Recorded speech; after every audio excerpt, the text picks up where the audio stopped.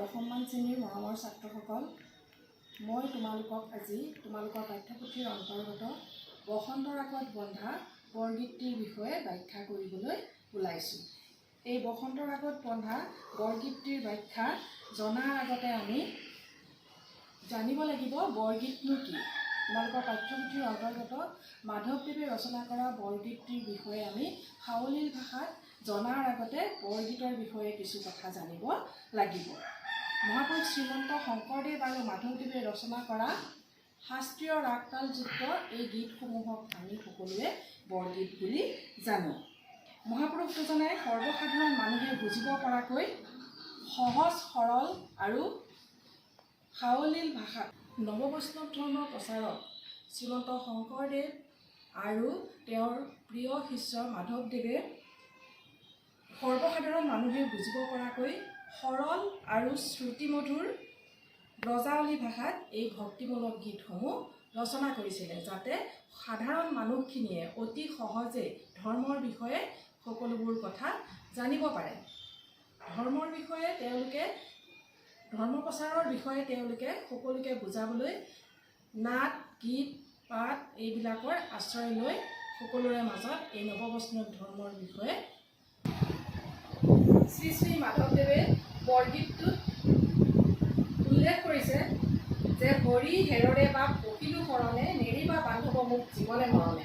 অৰ্থাৎ হে হৰি, তুমি আমাক কেতিয়াও নেৰিবা, তোমাৰ চৰণতে আমি শৰণ লৈছোঁ। খনক খনন্দ যোগী যাহাকো হীৰাই সকলো নিগমে যাক বিচাৰি নাপায়। খনক খনন্দৰ নিচিনা ডাঙৰ ডাঙৰ যোগীসকলেও যাক ধ্যান কৰে, নিগম শাস্ত্ৰত থকাৰ নিচিনাকৈ আমি সেই সকলোবিলাক পাই পেলাইও তাক আমি কি কৰিব নোৱাৰোঁ, পাব নোৱাৰোঁ। তেওঁৱে হৈছে ভগৱান শ্ৰীকৃষ্ণ। খনক খনন্দৰ নিচিনা যোগীয়েও ধ্যান কৰি যাক বিচাৰি নাপায়, আমিও সাধাৰণ মানুহবিলাকে তেওঁক মহিমা কেনেকৈ বুজি পাম। সহস্ৰ বয়নে যাৰ নপাৱন্ত সীমা, প্ৰথমে জানিব কেনে তোমাৰ মহিমা। অৰ্থাৎ সহস্ৰ বয়নে সকলো মানুহেই গোটেই জগতৰ ডাঙৰ ডাঙৰ ঋষি মুনিসকলেও যাৰ কোনো সীমাই বিচাৰি নাপায়। ভগৱান শ্ৰীকৃষ্ণৰ কথা ইয়াত কোৱা হৈছে, ভগৱান শ্ৰীকৃষ্ণৰ কোনো সীমাই বিচাৰি নাপায়। মোৰ নিচিনা, অৰ্থাৎ কবিয়ে অধম বুলি নিজকে উপস্থাপন কৰিছে। তেওঁ কৈছে যে সাধাৰণ মোৰ নিচিনা এজন নৰ মানুহে তোমাৰ মহিমা কেনেকৈ বুজি পাব। আতুৰো ভৈৰৱো হৰি বিষয় বিকলে কৰিও উদ্ধাৰ মোক চৰণ কমলে। অৰ্থাৎ তোমাৰ চৰণত আমি আতুৰ হৈ আহ্বান কৰিছোঁ, মোক তুমি উদ্ধাৰ কৰা। তোমাৰ চৰণত ধৰি আমি আহ্বান জনাইছোঁ যে তুমি মোক উদ্ধাৰ কৰা, আমাৰ মানৱ জাতিক তুমি সহায় কৰা। তোমাৰ চৰণ ধুই মোৰ মহাধন, ভকত জনেৰে নিজ তুমিহে জীৱন।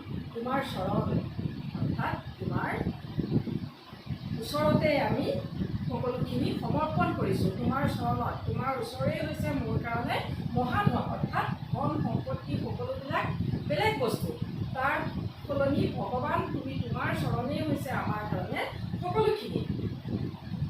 মোৰ জীৱন মৰণ সকলোখিনি তোমাৰ ওচৰতে আমি সমৰ্পণ কৰিছোঁ। কৃপাৰ সাগৰ কৃপা কৰা একবাৰ, কাতৰ কৰিবলৈও শৰণ তোমাৰ। তুমি হৈছা কৃপাৰ সাগৰ, সাগৰৰ নিচিনা ডাঙৰ বহল পাৰ নাথাকা তেনেকুৱা অন্তৰৰ তুমি হৈছা এজন মহান পুৰুষ। গতিকে মই তোমাক আহ্বান জনাইছোঁ, কৃপাৰ সাগৰ তুমি আমাক কৃপা কৰা, আমাৰ ওপৰত দয়া কৰা। কাতৰ কৰিবলৈও শৰণ তোমাৰ, মই তোমাৰ ওচৰত শৰণ লৈছোঁ।